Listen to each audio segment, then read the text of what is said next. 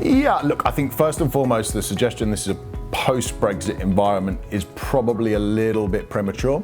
Yes, I understand the kind of furore that went along with the 31st, and obviously we've endured, a long time of kind of sort of perpetuity, if you like, in respect to some sort of conclusion. I think as a result it was received as much as that. I think in reality, yes, technically we have left the European Union. Obviously we've entered what is being described as a transition period. That will continue for, as a minimum, till the end of this year. The suggestion obviously by the current Prime Minister and the government is that they'll be pretty steadfast in that timeline. I think as most people would certainly love that to be reality. I'm a little bit cynical as to whether that's possible. It's a really protracted and detailed discussion that they've got to have, and an agreement that's got to be reached. And in comparison to other events of that nature, a year would be unprecedented in respect of a time frame for that to conclude.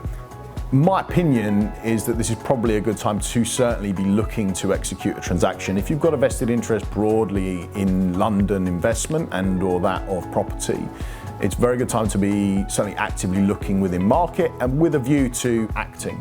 I would base my opinion on the fundamentals of our market. I think it's inherently risky to make any kind of prediction, and that's sort of under a microscope if you do that in respect to short-term focus. There's a lot of variables and very limited, the odd sentence or sentiment here or there can have massive implications as to how markets react. There's going to be a lot of posturing during the negotiations with the EU, and there's going to be a lot of headlines that come out that will have effect on market and or market sentiment.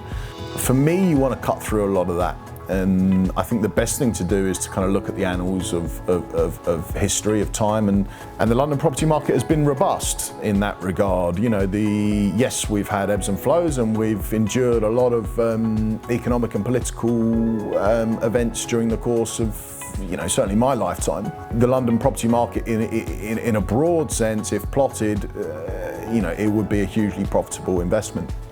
And I think that's the thing to hang on to. So my strong advice is for people to have medium-term outlooks and feel confident in that regard. And that's based, as I said, on the fundamentals of and or history of the market.